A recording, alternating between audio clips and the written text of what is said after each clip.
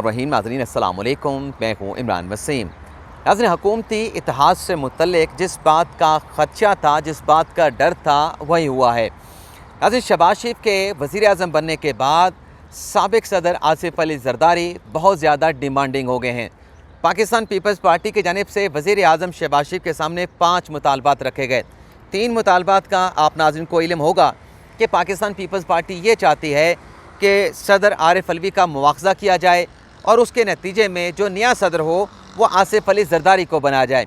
इसी के साथ साथ पाकिस्तान पीपल्स पार्टी के 2 मुतालबात ये हैं कि जो चेयरमैन सेनेट का ओहदा है और जो पंजाब की गवर्नरशिप है वो भी पाकिस्तान पीपल्स पार्टी को मिलनी चाहिए। इसके अलावा नाज़रीन, बाकी के जो 2 मुतालबात हैं, जो जिन्हें पाकिस्तान पीपल्स पार्टी के 2 नए मुतालबात भी कहा जा सकता है, ये ऐसे मुतालबात हैं नाज़रीन जिसे देख कर शहबाज शरीफ साहब बड़े हैरान हुए हैं और बज़ाहिर ऐसा लगता है कि ये मुतालबात जिस पर बिलावल भुट्टो ज़रदारी पीपल्स पार्टी के डेलीगेशन को लेके लंदन जा रहे हैं, जहां उनकी नवाज शरीफ के साथ मुलाकात होगी और ये 5 मुतालबात वो नवाज शरीफ के सामने पेश करेंगे। बज़ाहिर तो इस बात का इम्कान नज़र आ रहा है कि ये जो नए 2 मुतालबात हैं पाकिस्तान पीपल्स पार्टी के, इन मुतालबात को नवाज शरीफ के लिए भी एक्सेप्ट करना इतना आसान नहीं होगा। पीपल्स पार्टी के ये 2 नए मुतालबात कौन से हैं ये आपको बताएंगे और कल बिलावल भुट्टो ज़रदारी ने हल्फ लेने से क्यों इनकार किया। एक तो वो ख़बर जो आप नाज़रीन सुन चुके हैं, ये पाकिस्तान पीपल्स पार्टी ने एक एलामिया जारी किया है कि जैसे ही हुकूमत की जानिब से बलोचिस्तान नेशनल पार्टी, अवामी नेशनल पार्टी और मोहसन दावड़ को वफाकी काबीना में अकोमोडेट किया जाएगा, उसके बाद बिलावल भुट्टो ज़रदारी जो हैं वो वज़ीर ख़ारजा का हल्फ उठा लेंगे। लेकिन आज हमारे जो ज़राए हैं वो कुछ और बताते हैं कि बिलावल भुट्टो ज़रदारी की जानिब से हल्फ उठाने की वजह कुछ और है। वो वजह क्या है वो भी आप नाज़रीन के साथ शेयर करेंगे। लेकिन इससे पहले अदालती महाज से 2 बड़ी अहम खबरों की तफसीलात में आप नाज़रीन के साथ शेयर करना चाहूँगा।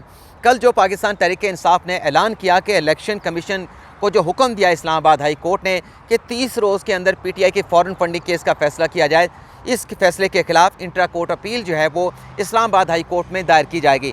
तो इस हवाले से आज डेवलपमेंट ये हुई है कि असद उमर साहब जो है इस्लामाबाद हाई कोर्ट पहुँचे हैं और उन्होंने पाकिस्तान पीपल्स पार्टी के सेक्रेटरी जनरल की हैसियत से जो इस्लामाबाद हाई कोर्ट का हुक्म है, फ़ैसला है, जिसमें 30 रोज़ के अंदर इलेक्शन कमीशन को बाउंड किया गया है कि आप 30 रोज़ के अंदर PTI की फॉरेन फंडिंग, ममनुआ फंडिंग केस का फ़ैसला करें, उस फैसले के खिलाफ इंट्रा कोर्ट अपील दायर कर दी गई है। और मीडिया के साथ गुफ्तगू करते हुए असद उमर साहब ने कहा है कि इलेक्शन कमीशन मुतासिब हो चुका है। ये एक बड़ा संगीन इल्ज़ाम जो है असद उमर ने इलेक्शन कमीशन पर लगाया है।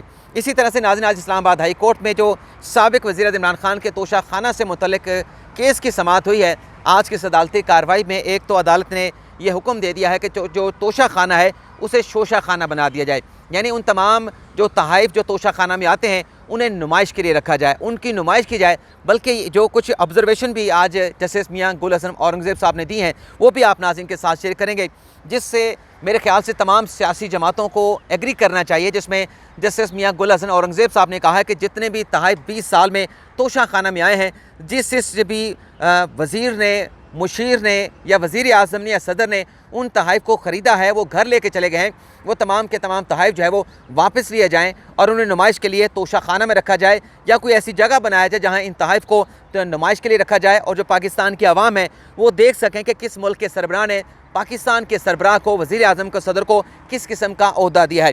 आज की अदालती कार्रवाई के हवाले से अगर बात करें तो आज जब दिसंबर के बाद यानी तकरीबन 4 महीनों के बाद तोशा खाना तहाइफ केस की समाअत हो रही थी, तो जो अटॉर्नी जनरल आज एडिशनल डिप्टी अटॉर्नी जनरल अदालत में पेश हुए अरशद कियानी, उनकी जानिब से कहा गया कि नई हुकूमत आई है, नया अटॉर्नी जनरल आना है, तो हमें हुकूमत से फ्रेश हदायत लेने के लिए वक्त दिया जाए, इस केस की समाअत को मुलतवी कर दिया जाए।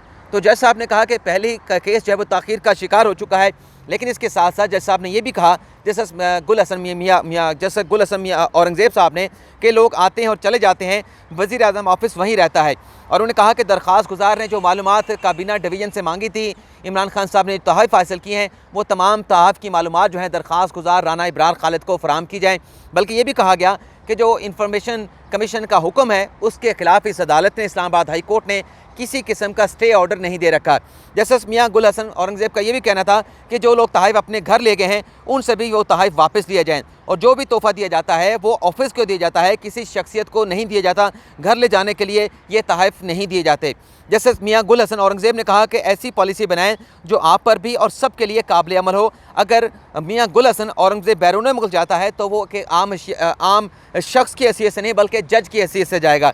उन्होंने कहा कि इन तहाइफ को NCA या किसी पब्लिक बॉडी को दे दें या अवामी जगहों पर रखें। कौमी ख़जाने से जो तहाइफ बैरून मुल्क भेजे गए और जो लिए गए तमाम की मालूमात मिलनी चाहिए। ये मामला एक ऑफिस से मुतल्लिक है, किसी इनफरादी शख्स के खिलाफ नहीं। और फिर जस्टिस मियां गुल हसन औरंगज़ेब ने एक और भी बड़ी अहम बात की, बल्कि दरख्वास्त गुजार के वकील ने कहा कि हमें तो कहा जा रहा था कि ये मालूमात नहीं दी जा सकती, इससे हमारे जो दोस्त ममालिक के साथ ताल्लुकात हैं वो ख़राब हो सकते हैं। अब तो ये खबरें सामने आ रही हैं कि इन तहाइफ को बेच दिया गया है, तो पाकिस्तान की क्या इज़्ज़त बाकी रही होगी। इस पर जस्टिस मियां गुल हसन औरंगज़ेब ने कहा कि जो हुकूमत पाकिस्तान को तोहफ़ा दिया जाता है वो इस ऑफिस को दिया जाता है। बेचने का मतलब ये है, अगर ये बेचे जाएंगे तो इसका मतलब ये है कि फिर 20% पर सेल लगी हुई है। ये तहाइफ घर ले जाने के लिए नहीं, ये उनसे रिकवर होने चाहिए। यानी अदालत ये कह रही है कि ये जो तहाइफ लोग लेके गए हैं, ये तमाम तहाइफ जो है वो रिकवर किए जाएँ। अदालत ने यह भी कहा कि गूगल पर जाएँ, जो तहाइफ पाकिस्तान ने दिए वो आज भी देखे जा सकते हैं। बैरून मुल्क में कहाँ कहाँ पाकिस्तान के दिए हुए तहाइफ मौजूद हैं। जिस पर अटॉर्नी जनरल ने कहा, deputy attorney general Sher Mahmood Kiani ने कहा कि अटॉर्नी जनरल इस केस को देख रहे थे। अब नए अटॉर्नी जनरल की तैनात होने के बाद देखते हैं कि वो खुद इस केस को परस्यू करते हैं या मुझे कहेंगे। लेकिन बहरहाल इस केस को मुलतवी अदालत ने एडिशनल डिप्टी अटॉर्नी जनरल की इस्तदा के ऊपर इस केस की समाअत को मुलतवी कर दिया है। लेकिन 2 हफ्तों के अंदर इसके मामले के ऊपर वफाकी हुकूमत से जवाब तलब कर रहा है। अब आ जाते हैं आज के अपने असल मौजू की तरफ नाज़रीन। सबसे पहले आपको ये बताते हैं कि बिलावल भुट्टो ज़रदारी ने कल वफाकी काबीना के साथ हलफ क्यों नहीं उठाया।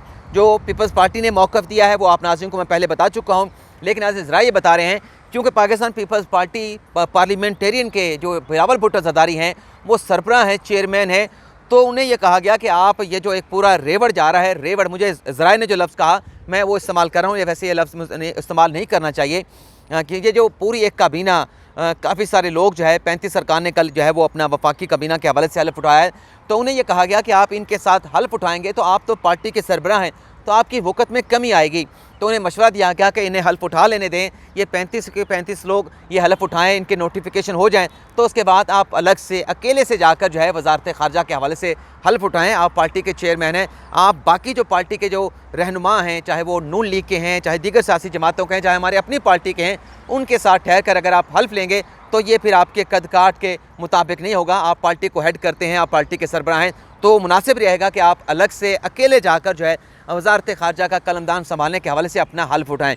दूसरी जो खबर है, जैसे कि मैंने बताया कि 3 मुतालबात तो मैंने आपको बता दिए हैं कि कौन से मुतालबात हैं, और वो मुतालबात पीपल्स पार्टी वैसे चाहती है कि आरिफ अलवी साहब को हटा के आसिफ अली ज़रदारी साहब को सदर बना दिया जाए।